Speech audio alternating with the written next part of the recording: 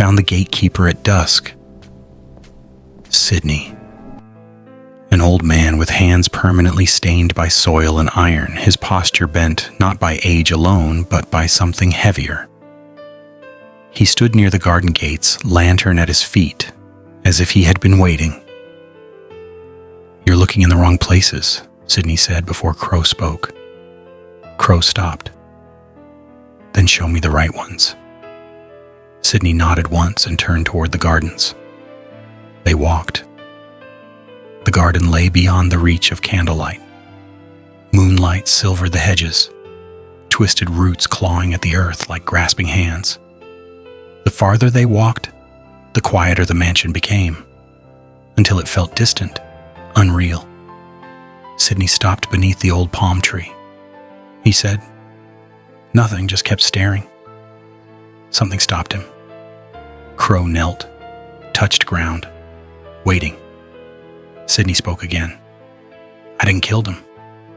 Crow stood up slowly, deliberately. Sidney removed his cap. Crow's voice was quiet. "Then tell me, balance," he said. "The house demanded it, always has." Sidney swallowed. Crow felt the house behind him, listening. "They were afraid," Sidney said, "of the old rights, of the cost. Edgar wasn't." "What was he trying to bring back?" Crow asked. Sidney looked at the mansion, at the windows, at the walls that had heard everything. Crow thought of the pocket watch, the symbol, the portrait. So Edgar was an offering. Sidney nodded, and not the first. His voice trailed off. Crow straightened. The truth settled into him like a final piece clicking into place. Not comfort, but certainty. This was never about murder. It was about inheritance, and the house was waiting to see who would pay next. Those who listen. Next morning, the servants' corridor smelled of soap and damp stone. Crow stood beneath a low archway, watching the maids cluster near the far end of the hall. They had stopped pretending to be busy. Their eyes flicked toward him, then away, as if looking directly at him might invite something worse. "You've lived here a long time," Crow said calmly. "Longer than Edgar?" No one answered. A young maid crossed herself. Another tightened her grip on a tray she wasn't carrying anywhere.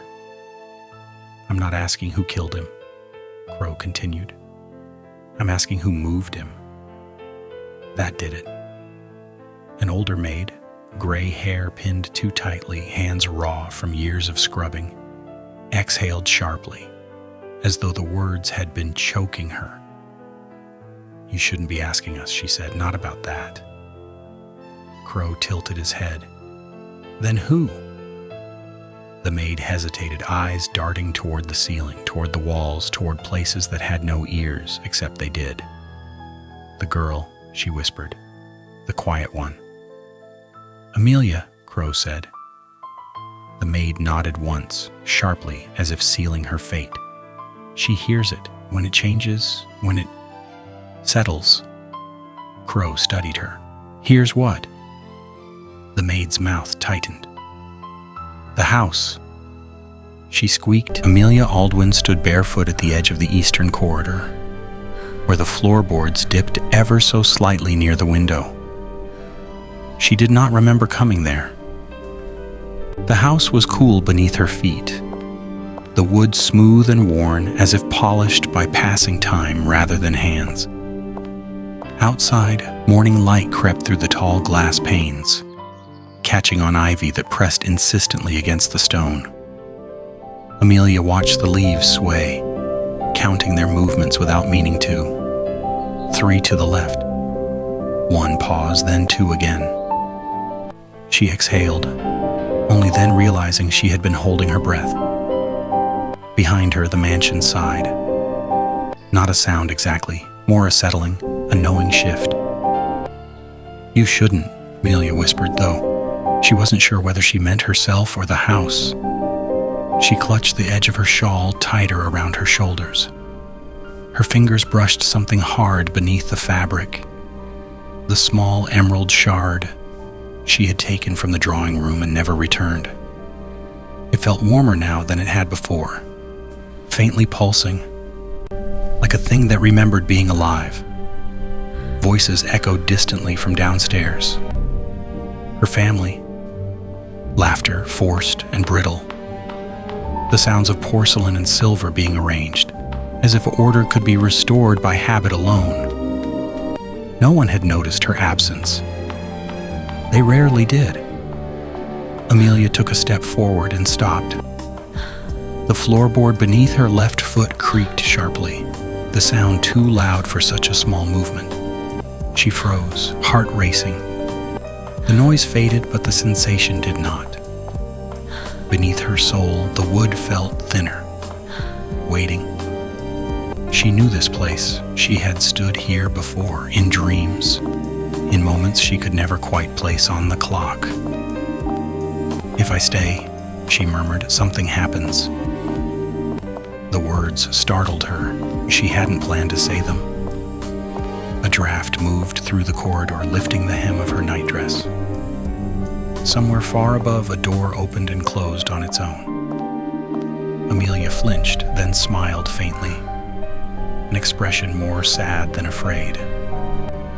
"I know," she said softly, as if responding to a patient listener. She turned away from the weak floorboard and walked back toward the staircase, careful to keep to the runner this time. With each step, the sensation lessened, the pressure easing like a hand reluctantly withdrawing. At the landing, she paused and looked back once more. The corridor was empty, harmless, ordinary. But Amelia knew better. Later that morning, Detective Crow would stand in that same place and feel the house shift behind him. And Amelia, pale, quiet Amelia, would already be seated at the table below, stirring cold tea, wondering why no one ever listened when she moved. Chapter 6. Chapter 7. He found Amelia not in her room, nor in the drawing room, nor anywhere someone so fragile was meant to be. She stood alone in the winter passage, a narrow glass-lined corridor rarely used now, ivy pressing against the panes like curious fingers. Morning light fractured around her, catching her pale hair. She did not turn when he approached. "You shouldn't be here," Crow said gently. Amelia smiled faintly. "I know." Silence stretched between them, not awkward, listening. "Edgar Aldwyn's body is missing," Crow said. "Did you know that?" "Yes." The answer came too easily. Crow watched her carefully. "How long have you known?" Amelia's fingers brushed the glass. "Since before it was." Chapter 8. The Ones Who Know Too Soon. Crow frowned. "Before it was missing?" She turned then, eyes wide but steady, not frightened, resigned. "He isn't missing," she said softly. "He was moved." The corridor creaked. Crow felt a chill slip down his spine. "Moved where?" he asked. Amelia looked past him toward the gardens beyond the stone walls, to where the house can keep him quiet. He left her standing there. Chapter 9. The Keeper of the Ground. The gardens lay heavy with morning mist. Crow followed the narrow gravel path beyond the hedges, past the ornamental yews Edgar had once obsessed over pruning. The air smelled of wet earth and iron. He saw the disturbed ground immediately, a patch near the old oak, soil darker than the rest, freshly turned and poorly disguised. Someone had worked quickly, quietly. Crow knelt, brushing aside leaves. It wasn't deep. It was never meant to be permanent. Behind him, a gate creaked. Crow stood slowly. Sidney, the gatekeeper, leaned against the iron bars, cap in hand. His shoulders sagged with exhaustion rather than guilt. "You found him?" Sidney said. Crow nodded. "Why didn't you tell me last night?" Sidney laughed bitterly. "Because you were asking the wrong people." He stepped closer, boots sinking slightly into the damp ground. "I buried Edgar before dawn. Not because I wanted to. Because I was told to." "By the family?" Crow asked. Sidney shook his head. By the house. Crow said nothing. I knew Edgar when we were boys, Sidney continued. He used to sneak out at night swearing he heard voices in the walls. We all laughed at him then. Sidney swallowed. Face unreadable. Stopped laughing when he started listening. Crow's jaw tightened. Your family. A statement Aldwyn blood, Sidney confirmed. Distant. The kind they forget until they need you. And Edgar? Sidney's eyes darkened. He wasn't murdered. Crow felt the words settle heavily between them.